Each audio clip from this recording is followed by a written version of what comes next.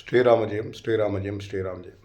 அன்பு தமிழக மக்கள் அனைவருக்கும், உலகமெங்கும் வாழ்ந்து கொண்டிருக்கும் இனிய தமிழ் சொந்தங்கள் அனைவருக்கும், சன் ஜோதிடம் யூடியூப் சேனல் நேயர்களுக்கும், கன்னிராசி அன்பர்களுக்கும் உங்கள் ஜோதிடர் பிஎல் ராஜதுரை அன்பான நன்றியும் வணக்கம். இந்த பதிவில் நாம் காண இருப்பது கன்னிராசி அன்பர்களுக்கு இந்த கண்டக சனி காலம் எப்படி இருக்கப் போகிறது என்று பார்க்க போகிறோம். கண்டக சனியானது 6/3/2026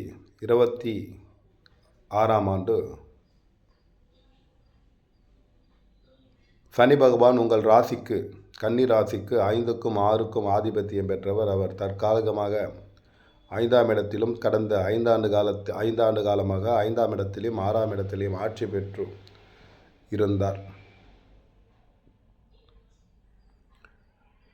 தற்போது புரட்டாதி நட்சத்திரம் 3ஆம் பாதத்திலிருந்து புரட்டாதி நட்சத்திரம் 4ஆம் பாதம் மீன ராசிக்கு விஜயம் செய்திருக்கிறார். இது கண்டக சனியாக உங்களுக்கு வர இருக்கிறது. கன்னிராசி அன்பர்கள் அனைவரும் உங்கள் எண்ணங்கள், சிந்தனைகள் பல்வேறு வழிகளில் இருக்கும். நினைத்தது ஒன்று, நடப்பது ஒன்று என்ற விஷயத்தில் என்னதான் நாம் முயற்சிகள் செய்தாலும் அது பல்வேறு இடையூறுகள், இன்னல்கள் வருகிறது. இதற்கெல்லாம் என்ன காரணம் என்று உங்கள் மனம் கேட்டுக்கொள்ளும். உங்களுடைய எண்ணம் சொல்லக்கூடிய பாவகம் 3ஆம் இடம்.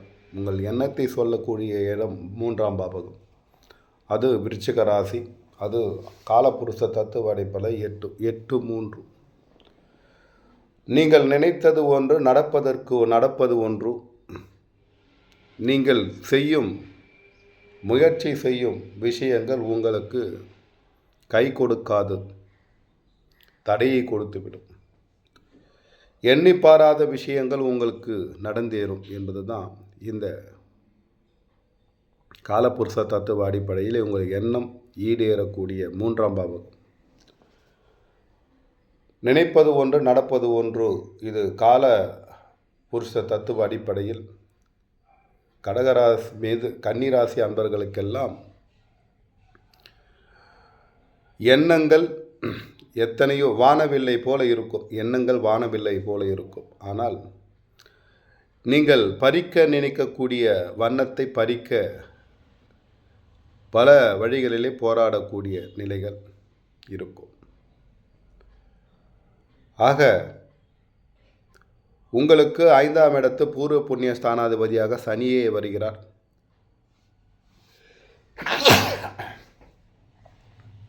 மேலும் உங்களுக்கு ருணரோக சத்துரு ஸ்தானாதிபதியாகவும், மேலும் வேலையை குறிக்கக்கூடிய அதிபதியாகவும் சனி பகவான் வருகிறார். ஒவ்வொரு கன்னிராசி அன்பர்களுக்கும் தங்களுடைய ஜனனகால ஜாதக அடிப்படையில் எந்தெந்த ராசியில் இருக்கிறாரோ அந்தந்த ராசிக்கு தகுந்தவாறோ தங்களுடைய தசாபுத்திக்கு, தங்களுடைய ஜனனகால ஜாதகத்திற்கு நடக்கும் தசாபுத்திக்கு ஏற்பவும் இந்த கண்டக சனி யோகத்தை கொடுக்குமா, பாதகத்தை கொடுக்குமா என்று காண வேண்டும். ஆனபோதிலும் சனி பகவான் ஒரு ராசிக்கு பொதுப்படையாக ஒரு ராசிக்கு 4ஆம் இடத்தில் இருந்தால் அர்த்தாஷ்டம சனியாகவும், 7ஆம் இடத்தில் இருந்தால் கண்ட சனியாகவும், கண்டக சனியாகவும், 8ஆம் இடத்தில் அமரும்போது அஷ்டம சனி காலமாகவும், 12ஆம் இடத்தில் அமரும்போது சிரசு சனியாகவும், ராசியில் அமரும்போது ஜென்ம சனியாகவும், 2ஆம் இடத்தில் அமரும்போது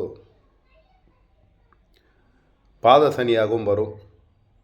மேலும் இந்த சனி பகவான் ஒவ்வொரு 30 ஆண்டு காலமாக 4:30 பிரித்து கொள்கிறார். ஒன்று மங்கு சனி, மற்றொன்று கொங்கு சனி, மற்றொன்று மரண சனி, மற்றொன்று மோட்ச சனி. இந்த 4 சனி காலகட்டங்கள் 120 ஆண்டுகளை குறிக்கும். இந்த 120 ஆண்டுகள் என்பது மனிதனுடைய ஆயுளை சொல்லக்கூடிய விஷயங்கள். இந்த ராசி கட்டங்களும் அப்படி தான் சொல்லி கொண்டிருக்கிறது. ஒரு மனிதனுடைய பூரணமான ஆயுள் 120 வருடங்கள். ஆக கன்னி ராசி அன்பர்களுக்கு தற்போது கண்டக சனி காலம். இந்த கண்டக சனி என்ன செய்ய போகிறது, என்னெல்லாம் பிரச்சனைகள் வரப்போகிறது என்று காணப்போகிறோம்.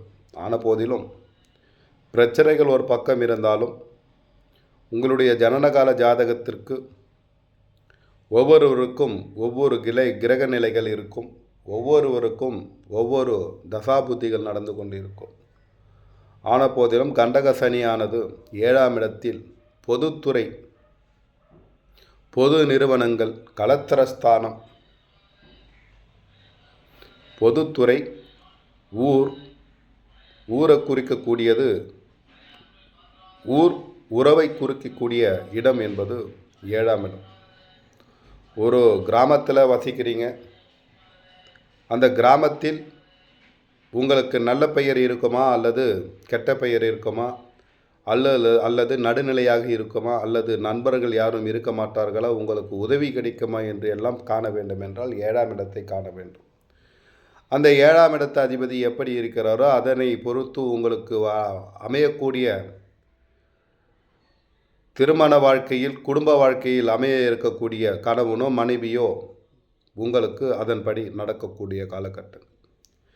ஆக சனி பகவான் உங்களுடைய ராசிக்கு தற்போது 7ஆம் இடத்திலே கண்டக சனியாக வந்து அமர்ந்திருக்கிறார். அங்கிருந்து சனி அமர்ந்த இடத்தை யோகத்தை கொடுக்கும். ஜாதக அடிப்படையில், ஜோதிட அடிப்படையில், ஜோதிட விதிகள் மூலம் சனி பார்க்கும் இடம் கெடும், குரு பார்க்கும் இடம் வளரும். இந்த இரு கிரகங்களுக்கும் பல்வேறு நிலைகளில் பார்வை வித்தியாசங்கள் மாறுபடும். அப்போது சனி எந்தெந்த ஸ்தானத்தை பார்க்க வேண்டும், குரு பகவான் எந்தெந்த ஸ்தானத்தை பார்க்க வேண்டும் என்ற விஷயங்கள் இருக்கிறது. ஆக நம்ம இந்த சனி பயிற்சியை மட்டும் பார்க்க போகிறோம். தற்போது உங்களுக்கு ராசிக்கு 4ஆம் இடத்து அதிபதியான குரு பகவான், உங்கள் ராசிக்கு 7ஆம் இடத்து அதிபதியான குரு பகவான் தற்போது கர்மஸ்தானத்தில் வீற்றிருக்கிறார். கடந்த ஒரு 8 மாத காலமாக உங்கள் ராசிக்கு 4க்கும் 7க்கும் ஆதிபத்தியம் பெற்ற குரு பகவான் மிதுன ராசியிலே பயிற்சியாகி 10ஆம் இடத்திலே இருக்கிறார். இதில் பெரிய தொழில் நிறுவனங்கள், தொழில் செய்து வந்தவங்க வேலையை மாற்றியிருப்பீங்க, வேலையை இழந்திருப்பீங்க, பொருளாதாரத்தில் ரொம்ப கீழ்நிலையை நோக்கி போயிருக்கும். இந்த பொருளாதாரத்தில் கீழ்நிலையை நோக்கி சென்று கொண்டிருப்பதெல்லாம் உங்களுக்கு ராசிக்கு 5ஆம் இடத்து பூர்வ புண்ணிய அதிபதியான சனி பகவான் 6ஆம் இடத்தில் ஆட்சி பெற்று உங்களை ஓரளவுக்கு கை கொடுத்து தூக்கியிருப்பார். சனி வந்துட்டு எல்லாரும் சனி பகவானை பார்த்த உடனே ஐயோ சனி வருகிறார், எனக்கு கஷ்டகாலம் என்று பயப்பட. ஒரு சனி பகவான் மனிதனுடைய வாழ்க்கையை எப்படி வாழ வேண்டும் என்று கற்றுக் கொடுக்கும் குரு சனி பகவான். உங்களுக்கு பெரிய பாதிப்பையும் பெரிய இழப்புகளையும் தரக்கூடிய இடத்திலே இருக்கக்கூடியவர் உங்களுக்கு குரு பகவான். ஆக குரு பகவான் இந்த ஓராண்டு காலமாக மிதுன ராசியில் இருக்கும் வரை கன்னி ராசி அன்பர்களெல்லாம் தொழில் செய்து கொண்டிருந்தால் அந்த தொழிலை நிலையாக நிறுத்தி கொள்ள பாடுபட வேண்டும். அந்த தொழிலில் பல்வேறு பிரச்சனைகள், இடையூறுகள், இன்னல்கள் வந்திருக்கும். அதை நீங்கள் முரடு பிடித்து அந்த இன்னல்கள் எல்லாம் தாங்க முடியவில்லை, அந்த தொழிலை விட்டு வெளியேற வேண்டிய விஷயம், தொழிலை விட்டு வெளியேறி ஆக வேண்டும் என்ற கட்டாயம் ஏற்பட்டிருக்கும். ஒரு வேலை விஷயத்தில் இருக்கிற அந்த வேலையில் பல்வேறு பிரச்சனைகள், இடர்பாடுகள் வந்திருக்கும். அந்த இடர்பாடுகள்லாம் தாங்கி கொண்டு இருந்தால் உங்களுக்கு அந்த வேலை நிலைக்கும். இல்லை என்றால் அந்த வேலையை விட்டுட்டு வீட்டில் சும்மா இருப்பீங்க.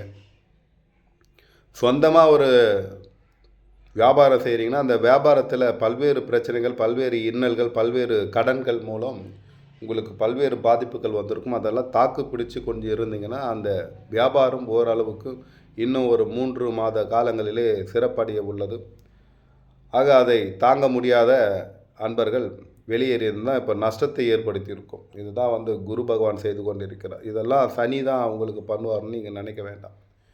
உங்கள் ராசிக்கு அதிபதி 5ஆம் இடத்து 6ஆம் இடத்து அதிபதியும் கேந்திர ஸ்தானத்தில் திக்பலத்திலே தற்போது கண்டக சனியாக உங்களுக்கு ராசிக்கு 7ஆம் இடத்தில் அமர்ந்து உங்கள் ராசிக்கு பாக்கியஸ்தானத்தையும் உங்கள் ராசியும் உங்கள் 4ஆம் இடத்தையும் பார்த்து கொண்டிருக்கிறார். கலத்தர ஸ்தானத்தில் இருப்பது தற்போது கன்னி ராசி அன்பர்களுக்கெல்லாம் விரும்பிய மனைவி விரும்பிய கணவன் ஏற்படக்கூடிய காலகட்டங்கள். என்ற போதிலும் பொதுத்துறை நிறுவனங்களில் மனைவியாக இருந்தால் கணவனிடம் பார்த்து பழக வேண்டும், பார்த்து பேச வேண்டும். ஆணாக இருந்தால் மனைவியிடம் பார்த்து பேச வேண்டும், பார்த்து பழக வேண்டும். பொது வெளியில் பெண்களிடம் ஆணாக இருந்தால் பெண்களிடம் பார்த்து கனிவாகவும் அன்பாகவும் பேச வேண்டும். எதர்ச்சியமாக ஒரு வார்த்தையை விட்டுவிட்டால் அந்த வார்த்தை உங்களை பெரும் பிரச்சனையில் கொண்டு சென்றுவிடும். இதே நிலை தான் பெண்களுக்கும். ஆக பொதுத்துறைனா எது? வங்கி, அடுத்தது எல்ஐசி, ஷேர் மார்க்கெட்டிங், அதே போல் சிட் ஃபண்டு. நீங்கள் வீட்டில் ஒரு சீட்டு பிடிச்சிருக்கீங்க, இல்லை தங்கத்தில் முதலீடு பண்ணியிருக்கீங்க. இதெல்லாம் பொதுத்துறை நிறுவனங்கள். இதில் நீங்கள் ஒரு முதலீடு செஞ்சுருக்கீங்க, ஒரு 10 பேர் பணம் உங்களிடம் இருக்கிறது. இந்த மாதிரி விஷயங்கள் இருக்கும்பொழுது நீங்கள் கொஞ்சம் கவனமாக இந்த 2.5 ஆண்டு காலத்தை காண வேண்டும். அதேபோல் கணவன் மனைவிக்குள் சிறு சிறு பிரச்சனைகள் ஏற்படுவதற்கும் பிரிவுகள் ஏற்படுவதற்கும் சமுதாயத்தில் உங்கள் அந்தஸ்து மதிப்பு மரியாதை குறைவதற்கும் ஏற்படக்கூடிய காலகட்டங்கள். ஆக பாக்கியஸ்தானத்தை சனி பகவான் பார்க்கிறார். ஆகையினால் உங்களுடைய முன்னோர்களுடைய ஆசீர்வாதம் மதித்து நடக்க வேண்டும். உங்களுடைய முன்னோர்கள் இருந்தாங்கன்னா அவங்கள மதித்து நடக்கணும். பெரியவர்களுக்கு தாங்கள் வணங்கி நடந்தால் பல்வேறு சோதனைகள் வேதனைகள் எல்லாம் வெற்றியாக மாறும். உங்களுடைய ராசியை பார்த்து கொண்டிருக்கிறார். தற்போது சோம்பல் தனமாக இருக்கும் 5ஆம் இடத்து அதிபதி 6ஆம் இடத்து அதிபதி உங்கள் ராசியை பார்க்கிறார். சனி பார்க்கும் இடம் கெடும் என்று சொல்வார்கள். அப்போது உங்களுக்கு ராசியை பார்த்து கொண்டிருப்பது 5ஆம் இடத்து அதிபதியாக இருந்தாலும் சரி, அவர் 6ஆம் இடத்து அதிபதியாக இருந்து உங்கள் ராசியை பார்ப்பது ஒரு 70 விழுக்காடு உங்களுடைய விறுவிறுப்பையும் சுறுசுறுப்பையும் உங்களுடைய ஆற்றலையும் குறைத்து காட்டும். ஆரோக்கியத்தில் 6ஆம் இடத்து அதிபதி ராசியை பார்க்கிறார். பூர்வ புண்ணியாதிபதி உங்களுடைய ராசியை பார்க்கிறார். அப்போது அவர் 2 நிலையில் வேலை செய்ய போகிறார். அப்போது பூர்வ புண்ணியத்தில் உங்களுடைய குலதெய்வத்தை நீங்கள் வணங்க வேண்டும். உங்களுடைய குலதெய்வத்தை வணங்க இந்த ருணரோக சத்துருக்கள் நீங்கி கடன்கள் நீங்கி நிம்மதியாக வாழ முடியும். கணவன் மனைவிக்குள் ஏற்படும் பிரச்சனைகள் ஓரளவு கட்டுப்படும். மேலும் உங்களுடைய 4ஆம் இடத்தை பார்க்கிறார். இந்த காலகட்டத்திலே 4ஆம் இடத்தை சனி பகவான் பார்ப்பதால் புது வண்டி வாகனங்களை வாங்கக்கூடாது, புதிதாக மனைகள் வாங்கக்கூடாது. தங்களுடைய தாயாரின் ஆரோக்கியத்தில் கவனம் இருக்கும். ஆணாக இருந்தாலும் பெண்ணாக இருந்தாலும் தங்களுடைய தாயாரின் ஆரோக்கியத்தில் கவனம், தங்களுடைய தாயாரின் உறவு சம்பந்தப்பட்ட விஷயங்களை உங்களுடைய வார்த்தைகளையும் உங்களுடைய செயல்பாடுகளையும் கொஞ்சம் அளவோடு நிறுத்தி கொண்டால் தாயாரின் உறவில் மூலம் வரக்கூடிய பிரச்சனைகள் கட்டுப்படும். உங்களுடைய தாயாருக்கு ஆரோக்கிய குறைபாடு ஏற்பட்டால் உடனடியாக மருத்துவமனையிலே அவருக்கு தகுந்த சிகிச்சை அளித்தால் அவரை காப்பாற்றி கொள்ளலாம்.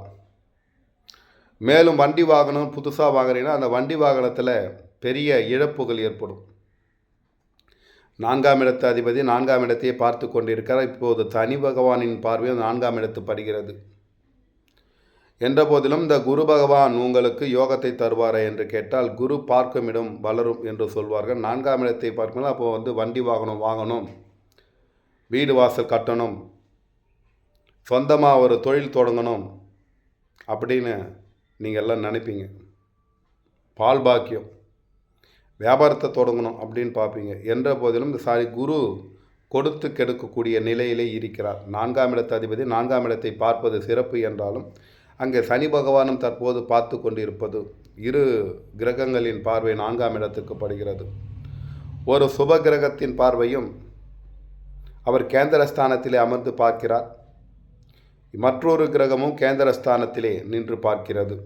ஆக கேந்திரஸ்தானத்திலே பாவர் ஒருவரும் சுபர் ஒருவரும் நின்று பார்ப்பது யோகமா என்று கேட்டால், உங்கள் ராசிக்கு 4க்கும் 7க்கும் ஆதிபத்தியம் பெற்றவர் குரு பகவான் எப்பவுமே அந்த ராசிக்கு, அந்த புதன் கன்னி ராசிக்கு யோகத்தை தருவாரா என்று கேட்டால் தரமாட்டார். தற்போது குரு பகவான் 10ஆம் இடத்திலே அமர்ந்து 4ஆம் இடத்தை பார்ப்பது ஒரு சிறப்பான நிலையா என்று கேட்டால், மிகுதியான ஆசை மூலம் உங்களுக்கு மோசமான விளைவுகளை தருவார். கடனை வீடு கட்டுவதன் மூலம் அந்த வீட்டை தடை செய்து கட்ட முடியாத அளவுக்கு செய்து அதில் கடன் வாங்கி தந்து விடுவார். இப்போ சனி பகவான் உங்கள் ராசிக்கு 4ஆம் இடத்தை பார்ப்பதால், பழைய வீடு இருந்தீங்கன்னா பழைய வீடு வாங்கிட்டு அதில் ஆல்ட்ரேஷன் அதை கொஞ்சம் சரி செய்து கொண்டு அந்த வீடு குடித்தனம் போகலாம். புது வண்டி வாங்குறவங்க கொஞ்சம் அதில் பழைய வண்டி வாங்கினீங்கன்னா அது அந்த வண்டி வாங்குறப்ப அந்த டிரைவர், அந்த வண்டிக்கு வாகனத்துக்கு சொந்தக்காரர் இந்த வண்டியை எப்படினாச்சும் தள்ளிட்டா போதும் அப்படின்னு நினச்சவர், நீங்கள் அந்த வண்டியை வாங்கினதுலேருந்தே மிக சிறப்பாக ஓடும். அப்போது அந்த வாகனத்தை விற்றவர் இந்த வண்டி நல்ல வண்டியை நம்ம விற்றுட்டோமேனு வருத்தப்படுவார். ஆக உங்களுக்கு பழைய வாகனங்களை வாங்கி ஓட்டுவது மூலம் பெரிய லாபம் ஏற்படும். பழைய வீட்டை வாங்கி சீரமைத்து அதில் குடித்தனம் போவதன் மூலம் அதில் பெரிய வாழ்க்கை பொருளாதாரம் உயரும். தங்களுடைய தாயாருக்கு உடல் ஆரோக்கியம் குறைபட்டு இருந்தால் தற்போது அந்த உடல் ஆரோக்கியம் சீராகும். ஆரோக்கியமற்ற தாயாக இருந்தால் ஆரோக்கிய குறைபாடு ஏற்படும் என்பது தான் இந்த ஜோதிட கணக்கு. ஆக உங்களுடைய சுகஸ்தானத்தை சனி பகவான் பார்க்கிறார், உங்கள் சுகஸ்தானத்தை குரு பகவான் பார்த்து கொண்டிருக்கிறார். என்ற போதிலும் சுகம் இரவு பகலை போல மாறி மாறி வரும். சிறிது நேரம் 12 மணி நேரத்தில், மொத்தம் 24 மணி நேரத்தில் 12 மணி நேரம் சந்தோஷமும் 12 மணி நேரமும் கொஞ்சம் வருத்தமும் மாறி மாறி வந்து கொண்டிருக்கும் என்பது தான் இந்த சனி பயிற்சி உங்களுக்கு சொல்லி கொண்டிருக்கிறது. அன்பர்களே, கன்னிராசி அன்பர்கள் பிறருக்கு ஒளி வீசி பேசுவார்கள். அதே போல் எதையுமே அளவு போட்டு பேசுவாங்க. ஒருத்தர் தப்பு செய்கிறாங்கன்னா தப்பாக பேசுகிறாங்களா அல்லது நியாயமாக பேசுகிறாங்களா, ஒருத்தர் எடை போடுறதில் வார்த்தையிலே எடை போட்டு பேசக்கூடிய அன்பர்கள் கன்னிராசி அன்பர்கள். எதையுமே ஒரு நீதி அதிபதிகளாக இருக்கக்கூடிய அன்பர்கள் நிறைய கன்னிராசி அன்பர்கள். ஏன்னா யார் பக்கம் தவறு இருக்கிறது, யார் பக்கம் நியாயம் இருக்கிறது என்று சொல்லக்கூடிய அளவிற்கு அந்த கன்னிராசி அன்பர்கள் இருப்பார்கள். ஆனால் அவர்கள் 3ஆம் இடம் என்பதால் அவர்கள் செய்யும் குற்றங்களையும் அவர்கள் செய்யும் தவறுகளையும் ஒருபோதும் ஏற்றுக்கொள்ள மாட்டார்கள். பிறருக்கு அறிவுரை சொல்லக்கூடிய இடத்திலே இந்த கன்னிராசி அன்பர்கள் இருப்பார்கள். ஆனால் தங்கள் செய்யும் குற்றங்களையோ தங்கள் செய்யும் தவறுகளையோ ஒருபோதும் ஒத்துக்கொள்ள மாட்டார்கள். ஏன் என்று சொன்னால் அவருடைய 2ஆம் இடம் துலாம் ராசியாக வருகிறது. மற்றவரை எடை போட்டு மற்றவருடைய செயல்களை எடை போட்டு பார்க்கக்கூடிய அன்பர்கள் இந்த கன்னிராசி அன்பர்கள். 5ஆம் இடம் என்பது மகரம். இந்த மகரம் என்பது பூர்வ புண்ணியத்தை குறிக்கும். இது சரராசி. இப்போ பூர்வ புண்ணியம் எப்படி இருக்கும்? வழிவகையாக இந்த கன்னிராசி அன்பர்கள் குலதெய்வத்தையும் தங்களுடைய முன்னோர்களையும் வணங்க வாழ்க்கையில் முன்னேற்றம் ஏற்படும் என்பதை தான் இந்த மகர ராசி சொல்கிறது. 7ஆம் இடத்து சனி பகவான் கண்டக சனி காலமாக தற்போது 2.5 ஆண்டு காலம் அங்கே வீட்டிலிருந்து 24/4/2022 அங்கு வீற்றிலிருந்து 24ஆம் தேதி 4ஆம் மாதம் ஏப்ரல் மாதம் மேஷராசிக்கு செல்ல இருக்க அஷ்டம சனியாக.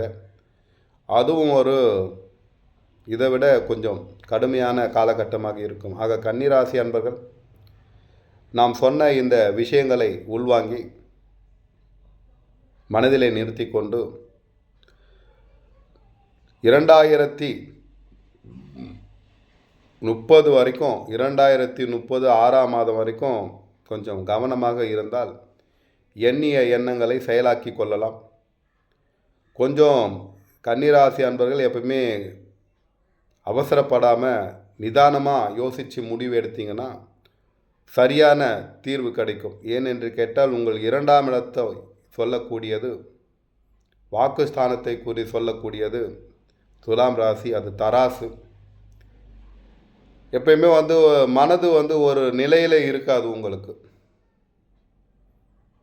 எண்ணத்தை சொல்லக்கூடிய விஷயங்கள் என்பது கடகராசி, அந்த விருச்சக ராசி அது தேல் எப்படி ஒரு வார்த்தையை தாங்கள் பேசுவது இனிமையாக இருந்தாலும் அந்த வார்த்தை என்பது பிறரை காயப்படுத்தக்கூடிய அளவிலே இந்த கன்னிராசி அன்பர்கள். அதனால் கன்னிராசி அன்பர்களுக்கு நிறைய நண்பர்கள் இருக்க மாட்டாங்க.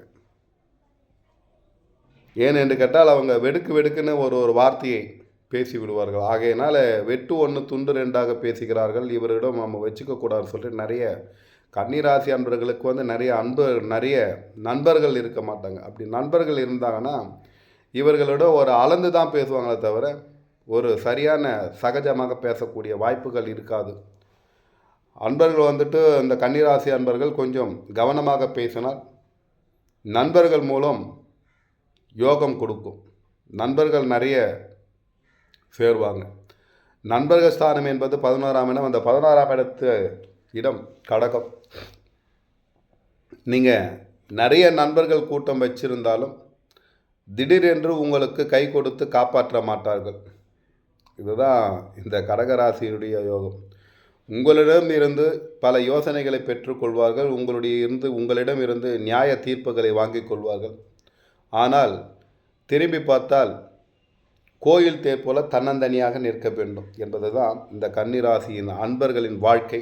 ஆக தண்டக சனி காலம் என்பது உங்களுக்கு யோகத்தை கொடுக்குமா பாதகத்தை கொடுக்குமா என்று கேட்டால் சாதகத்தையும் தரும், பாதகத்தையும் தரும். தற்போது உங்களுக்கு உடல் சோர்வு, உடல் சார்ந்த ஒரு மனோபயம், தீய கனவுகள், கெட்ட கனவுகள் இப்படியெல்லாம் உங்களை ஆட்கொள்ளும். நமக்கு யாரோ மாய மந்திரங்கள் செய்து விட்டார்களே, யாரோ சூனியம் செஞ்சிட்டாங்களா, முட்டை மந்திரம் செஞ்சிட்டாங்களா, ஆகையினால் அதையெல்லாம் மனதில் நினைத்து கொண்டு தவறான வழியிலே மாய மந்திரங்களை நீக்கக்கூடிய அன்பர்களிடம் தந்து தங்களுடைய தனத்தை இழக்க வேண்டாம். இதற்கெல்லாம் பரிகாரமாக உங்களுடைய முன்னோர்கள் இருந்தால், வீட்டிலே வயதானவர்கள் இருந்தால் அவர்களுடைய பாதங்களிலே சனிக்கிழமையோ அல்லது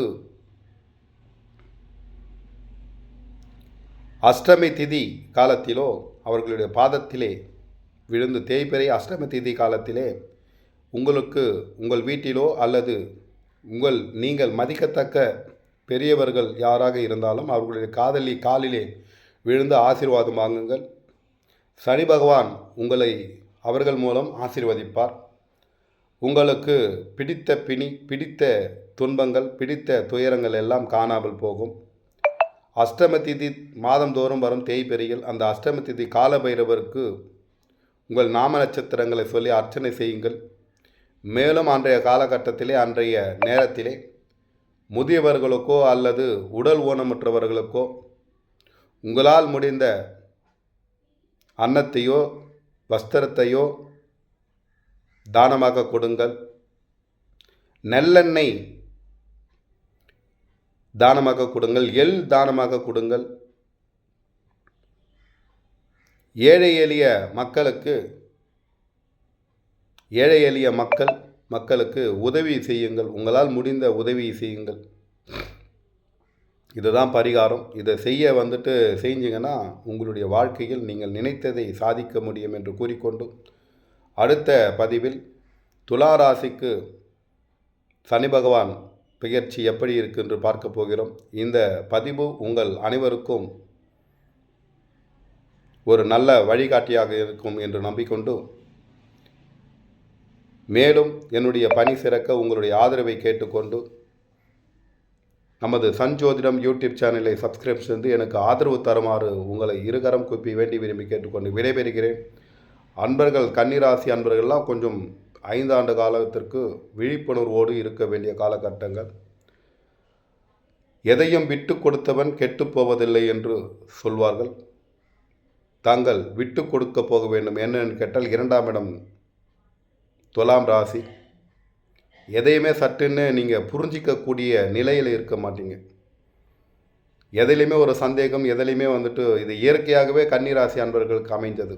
ஆக சந்தேகத்தை விட்டால் யோகமான வாழ்க்கை உங்களுக்கு அமையும் என்பது தான். கன்னிராசி அன்பர்களுக்கு விட்டு கொடுத்தால்தான் வாழ்க்கையை தவிர அதை துருவி பார்த்தால் வாழ்க்கை சிறப்பாக இருக்காது, கஷ்ட நிலையே ஏற்படும் என்பது தான் இந்த ஆய்வின் மூலம் நாம் சொல்லக்கூடிய விஷயம். அன்பர்களே, மீண்டும் அடுத்த நல்ல பதிவில் சந்திக்கும் வரை உங்களிடம் விடைபெறுவது உங்கள் ஜோதிடர் VL ராஜன், சன் ஜோதிடம், ஸ்ரீராமஜெயம்.